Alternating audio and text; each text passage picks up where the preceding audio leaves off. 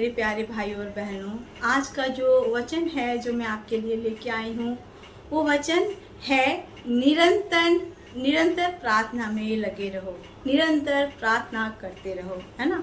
उसके विषय में जो अध्याय बाइबल के वचन से हम पढ़ेंगे वो है लूका रचित सुसमाचार, उसका 18वां अध्याय, उसका 1 से हम पढ़ेंगे, है ना। वहाँ पे एक स्त्री के बारे में वर्णन किया गया है जो कि एक दुष्ट न्यायी, he was not a righteous person but a दुष्ट न्यायी के पास जाती है, लेकिन प्रतिदिन अपने मुकदमे को लेके उसके पास आती है। उसके बारे में प्रभु का वचन क्या कहता है अभी हम पढ़ेंगे। लूका 18 वर्सेस 1 to 8, उसमें लिखा है, फिर उसने इसके विषय में कि नित्य प्रार्थना करना और हियाव ना छोड़ना चाहिए, उनसे यह दृष्टांत कहा। किसी नगर में एक न्यायी रहता था जो ना परमेश्वर से डरता था और ना किसी मनुष्य की परवाह करता था। यहाँ पे पहला बात हम जो पढ़ते हैं वो ये पढ़ते हैं कि परमेश्वर दृष्टांत के रूप में ये कहानी सुनाते हैं और वो कहते हैं प्रार्थना जो है वो हमें नित्य निरंतर करनी है और दूसरा हमें हियाव नहीं छोड़ना, लाइक वी शुड नॉट, है ना, लूज आवर होप, है ना, करेज, है ना, कि छोड़ो यार कुछ नहीं होगा, ऐसा नहीं। हमें विश्वास करने के साथ साथ ये बात को जानना है कि हम किसी बात में अगर डटे रहे तो हम उसमें जरूर सफलता को प्राप्त करेंगे। इसलिए परमेश्वर कहता है कि नित्य प्रार्थना करना और हियाव ना छोड़ना चाहिए, उसके विषय में वो दृष्टांत बताता है। और क्या कहता है, किसी नगर में क्या रहता था, एक न्यायी रहता था जो ना परमेश्वर से डरता था और ना किसी मनुष्य की परवाह करता था। यहाँ पे एक ऐसे व्यक्ति के विषय में बताया गया है कि ही was not having the fear of the Lord, है ना, क्योंकि हम बाइबल में पढ़ते हैं कि परमेश्वर का जो भय रखता है वो एक आशीषित व्यक्ति बनता है, उसके जीवन की बातें आशीषित होती है, वो एक ऐसा जन होता है जो हर एक के लिए, है ना, ब्लेसिंग लेके आता है। लेकिन यहाँ पे ऐसा नहीं, यहाँ पे हम एक ऐसे व्यक्ति के बारे में पढ़ते हैं जिसके जीवन में परमेश्वर का भय नहीं था, है ना, जो कि बिल्कुल परमेश्वर की बातों का परवाह नहीं करता, ना ही वो किसी इंसान से कोई लेना देना था, मतलब उसको कुछ भी नहीं था। ही was not a good person, है ना। अब इस विषय में पहले एक स्त्री के बारे में पढ़ेंगे और एक ऐसा न्याय के बारे में पढ़ते हैं जो परमेश्वर से बिल्कुल भी प्यार ना करने के कारण एक ऐसा जीवन व्यतीत कर रहा होता है which is not pleasing to man और गॉड, है ना। हम आगे पढ़ेंगे। उसमें लिखा है, उसी नगर में एक विधवा भी रहती थी जो उसके पास आकर कहा करती थी, मेरा न्याय चुकाकर मुझे मुद्दई से बचा, है ना। उसी नगर में एक विधवा रहती थी, है ना। हम विधवा के कारण उसकी सिचुएशन को समझ सकते होंगे कि उसका कोई अपना नहीं होगा, उसके घर को चलाने वाला कोई नहीं होगा, कोई सपोर्टर नहीं होगा, उसके साथ खड़ा होने वाला कोई नहीं होगा, समाज भी उसको तिरस्कृत ही करता होगा, है ना, कि अरे ये तो विडो है, इसका हस्बैंड नहीं है। तो वो उस ऐसी परिस्थिति में भी किसके पास जाती है, एक ऐसे न्याय के पास जाती है जिसके अंदर कोई न्याय है ही नहीं, है ना, जिसके अंदर परमेश्वर का भय ही नहीं है। और फिर भी वो उससे क्या कहती है, वो जाके क्या कहती है ना, कहती है मेरा न्याय चुका, है ना, और मुझे मुद्दई से बचा। फिर कुछ समय तक तो वह ना माना, लेकिन यहाँ पे हम क्या देखते हैं कि वो व्यक्ति जो है न्यायी है, वो कुछ समय तक उसकी बातें सुनता रहा। वो रोज आती होगी शायद, है ना, एक पर्टिकुलर टाइम होगा जब वो उठती होगी, तैयार होती होगी, फिर वहीं जाती होगी कि मेरा न्याय चुका, मेरे साथ जो बुरा हुआ उसका सही कर। लेकिन क्या हम देखते हैं कि कुछ समय तक जब सुनता गया, न्याय सुनता गया, लेकिन उसको कोई फर्क नहीं पड़ा और वो क्या करता है, उसका नहीं सुनता है। कुछ समय तक तो वह ना माना, परंतु अंत में मन में विचार किया, वो मन में फिर अंत में क्या सोचता है, सुनना, क्या सोचता है, यद्यपि मैं ना परमेश्वर से डरता और ना मनुष्यों की कुछ परवाह करता हूँ तो भी यह विधवा मुझे सताती रहती है। अब वो क्या करता है कि ये जो विधवा है, ना ही मैं बहुत अच्छा इंसान हूँ जिससे किसी को एक्सपेक्टेशन होना चाहिए कि मैं कुछ अच्छा करूंगा, मैं तो परमेश्वर से भी नहीं डरता, मैं कुछ भी अच्छा नहीं करता, फिर भी ये विधवा रोज आती है इस उम्मीद के साथ कि मैं इसका न्याय चुकाऊंगा। और इस कारण से मुझे क्या लगता है, इसका यहाँ आना एज ए टॉर्चर लगता है कि यार ये मुझे परेशान करने के लिए फिर भी आ गई, है ना। तो वो क्या कहता है, तो भी ये विधवा मुझे सताती रहती है, इसलिए मैं उसका न्याय चुकाऊंगा। इसलिए न्याय नहीं चुकाता है कि वो अच्छा न्यायी है, वो उसके दर्द को समझता, उसके दुख को समझता, नहीं, क्योंकि वो निरंतर निरंतर हर दिन प्रतिदिन जा रही है, एक ही बात को बोल रही है।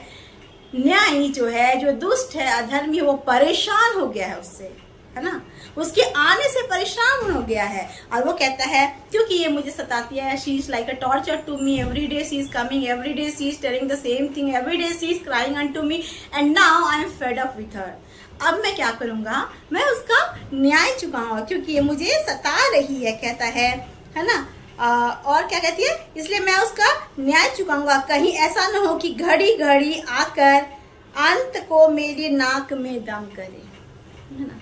वो कहता है इसका न्याय इसलिए चुकाना जरूरी है क्योंकि ये ना रोज आके परेशान करती है, मेरे नाक में दम कर देती है ना। एक ऐसा हरकत करती है कि इसका आना ही मुझे चुभता है, and it's like a really painful for me. तो इस कारण से इससे छुटकारा पाने के लिए, है ना, मैं क्या करूंगा, इसका न्याय चुकाऊंगा। और 8वां वचन में प्रभु, 6वां वचन में प्रभु क्या कहता है, प्रभु ने कहा सुनो, वह अधर्मी न्यायी क्या कहता है, इसलिए क्या परमेश्वर अपने चुनो हुओं का न्याय ना चुकाएगा, जो रात दिन उसकी दुहाई देते रहते हैं, क्या वह उनके विषय में देर करेगा। मैं तुमसे सच कहता हूँ, वह तुरंत उनका न्याय चुकाएगा। तो भी मनुष्य का पुत्र जब आएगा तो क्या वह पृथ्वी पर विश्वास पाएगा। यहाँ पे प्रभु क्या कहता है, प्रभु कहता है सिचुएशन को देखो, है ना, जरूरी नहीं कि बहुत भला इंसान है तो ही उसके पास जा रहे हैं तो न्याय चुका। यहाँ पे एक ऐसी सिचुएशन को देखते हैं, एक ऐसे व्यक्ति को देखते हैं जिसका जीवन प्रभु से कोसों दूर था, जिसका जीवन भलाइयों से कोसों दूर था, जिसका जीवन में भलाई का लेना देना था ही नहीं। ऐसा व्यक्ति अगर एक विधवा का न्याय चुकाता है सिर्फ इस कारण से कि वो विधवा रोज आके मुझे टॉर्चर करती है, इसके टॉर्चर से मुझे बचना है, ये मेरे नाक में दम कर देती है, मेरे सुख में क्या करती है, विघन को डालती है, ये आने के बाद मैं बिल्कुल डिस्टर्ब हो जाता हूँ, इस कारण से चल इसका न्याय चुका देते हैं। तो अगर एक दुष्ट व्यक्ति किसी के रोज रोज रोज रोज आने से छुटकारा पाने के लिए उसका न्याय चुका सकता है, तो क्या वो परम प्रधान परमेश्वर जो प्रतिदिन हमसे प्यार करता है, हर पल हर क्षण हमसे प्यार करता है, क्या वो हमारा न्याय नहीं चुकाएगा। जिसने अपने आप को क्रूस पर हमारे लिए कुर्बान कर दिया है, क्या वो हमारी प्रार्थना का उत्तर नहीं देगा। वो कहता है परंतु वो जरूर देगा, है ना, क्योंकि उसके लोग रात दिन उसको पुकारते रहते हैं। मेरे प्रियो, परमेश्वर का वचन हमें आज ये बताता है कि अगर हम किसी विषय को लेके प्रार्थना कर रहे हैं, 1 साल हो जाता है, कई बार 6 महीने या 5 महीने ही हो जाते, कई बार 1 महीने ही हो जाता है कि हम कंटिन्यू इतना उस विषय को परमेश्वर के पास लाते हैं कि एट लास्ट हमें लगता है कि लॉर्ड हम थक गए हैं, एक ही बात को बोलते बोलते बोलते बोलते हम थक गए हैं, और हम कहते हैं परमेश्वर प्रभु मैं भूलना चाहता हूँ, it's okay, I understand Lord, you are not going to listen to me. लेकिन यहाँ पे परमेश्वर कहता है कि दिन रात दुहाई देने वालों की प्रार्थना प्रभु सुनता है, कि इसका जो नित्य प्रतिदिन परमेश्वर के सामने प्रार्थना को रखते हैं और हियाब को नहीं छोड़ते, वो अपनी आशा को नहीं छोड़ते। आज आपकी प्रार्थना जैसी भी हो मेरे प्रियो, आज आप हियाब ना छोड़े। शायद आप सोच रहे होंगे इतने साल हो गए, इतने महीने हो गए, उसकी प्रार्थना सुनी गई, इसका घर बच गया, उसका जीवन सेटल हो गया, वो चंगा हो गया, वो भला होगा, मेरी प्रार्थना प्रभु क्यों नहीं सुनता। आज परमेश्वर आपसे कहना चाहता है मेरे बच्चों, मेरी कान तेरे ऊपर लगी हुई है, मेरी आंखें तेरे ऊपर लगी हुई है, मेरा ध्यान तेरे ऊपर लगा हुआ है। जैसा पहला पत्रस 5:7 में वचन कहता है, अपनी सारी चिंता मुझ पर डालो क्योंकि मैं तेरा ध्यान करता हूँ। That means God is concerned about us, है ना। परमेश्वर हमारी फिक्र करता है, परमेश्वर देखता है ये प्रतिदिन मेरे पास आता है कि नहीं आता है। अगर आप प्रतिदिन प्रभु के पास आते हो, अगर प्रतिदिन आप परमेश्वर से प्रार्थना कर रहे हो, प्रतिदिन प्रभु को पुकार रहे हो, प्रतिदिन एक ही विषय को लेके कॉन्स्टेंटली कर रहे हो, प्रभु जैसे ये कहती है न्याय चुका, प्रभु चंगाई दे, प्रभु मुझे आशीष दे, प्रभु मुझे ये चाहिए, प्रभु मुझे वो चाहिए, मुझे छुटकारा दे। परमेश्वर क्या आपकी नहीं सुनेगा? अगर दुष्ट न्याय सुन सकता है तो परमेश्वर जो हमसे बहुत प्यार करता है वो कितना अधिक सुनेगा। आपको पता होगा, है ना। एक मैं छोटा सा उदाहरण के लिए बताना चाहूँगी। जब हम एग्जाम्स में बैठते हैं, है ना, तो जैसे यूपीएससी हो गया एग्जामिनेशन, आईएएस ऑफिसर्स लेवल के जो हाई लेवल के एग्जामिनेशन में, उसकी उनमें भी बहुत सारे लोगों की आप गवाही सुनना, एक अटेम्प्ट में फेल हो गए, फिर उतना कठिन परिश्रम करना पड़ा है, वो निराश नहीं होते, उनके अंदर एक लक्ष्य है कि आई विल डू इट, फिर मेहनत करते हैं, फिर उतने दिन जागते हैं, रात को जागते हैं, दिन को परिश्रम करते हैं, दिन भर परिश्रम करते हैं, फिर शायद वो सफलता नहीं पाते, फिर करते हैं ऐसे वो लोग कई अटेम्प्ट के बाद जब सफलता पाते हैं तो उनके वो दुख जो क्या है वो भूल जाते हैं और वो कहते हैं कि आखिरकार we have got our result, है ना, हमने हियाब नहीं छोड़ा। और उन्होंने क्या किया, अपने रिजल्ट को पाके बड़े पद में पोस्ट जब होके वो बैठते हैं उस पोस्ट पे, तब उसे उन्हें याद आता है इट वॉज माई कॉन्स्टेंट, है ना, कॉन्स्टेंट एफर्ट, है ना, कॉन्स्टेंट जो है मैं कंटिन्यू निरंतर करता गया, परिश्रम करता गया, आज ये मेरा फल है कि मैं अपने लक्ष्य को पा लिया। तो एक एग्जाम्पल के रूप में मैंने कहा, वो तो अन्य जाति हैं या फिर परमेश्वर के लोग भी होंगे, लेकिन आज परमेश्वर का वचन आपसे कहता है आपके आंसुओं को प्रभु इग्नोर नहीं करता, आपके दुख को परमेश्वर इग्नोर नहीं करता। वो प्रतिदिन देखता है कि आपके अंदर कितना धैर्य है ना।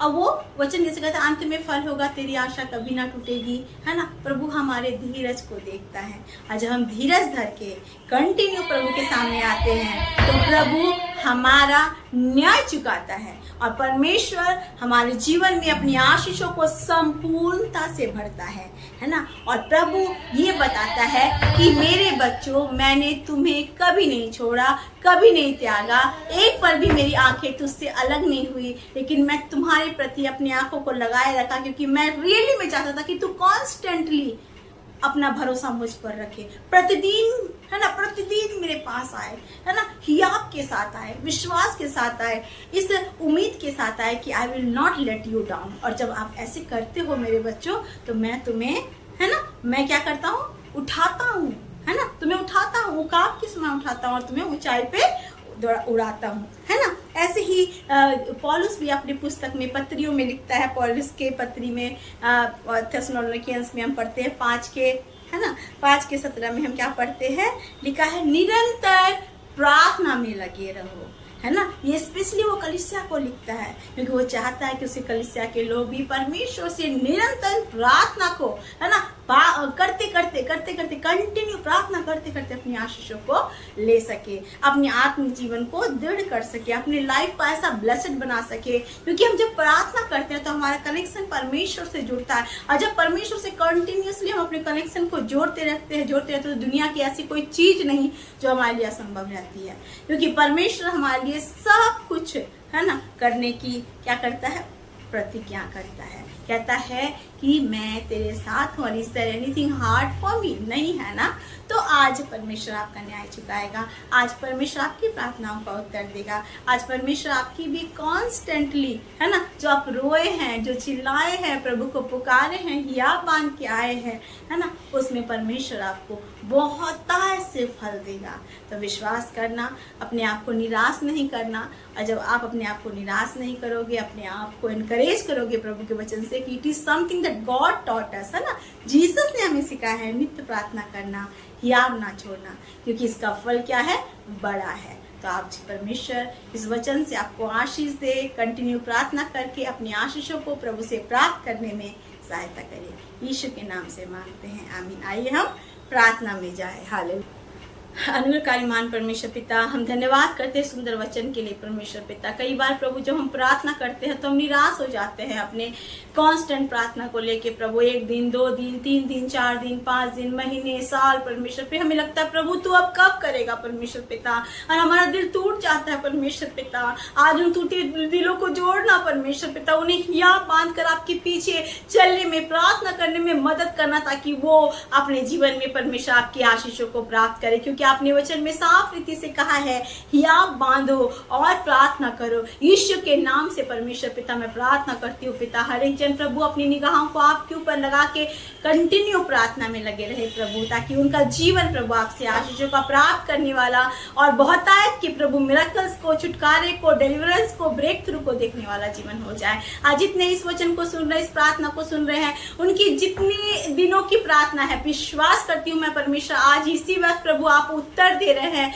और आप उन्हें एनकरेज कर रहे हैं। अगर दुष्ट न्याय परमेश्वर पिता सिर्फ इस कारण से उत्तर देता है कि लोग उसे परेशान ना करे, वो विधवाओं से परेशान ना करे, तो हमारा प्रेमी परमेश्वर हमें क्यों ना उत्तर देगा, वो जरूर देगा। और प्रभु आपका वचन कहता है, जो रात दिन मुझे पुकारते क्या मैं उसकी नहीं सुनूंगा। हाँ परमेश्वर, आज आप अपने बच्चों की पुकार को सुन रहे हैं और आपने सुना है परमेश्वर, आप अद्भुत कर रहे हैं पिता, आपका धन्यवाद। सबको आशीष दे, आशीषों से भरे, यीशु के नाम से इस प्रार्थना को मांगते हैं और पा लेते हैं। आमीन आमीन। Praise the Lord, God bless you.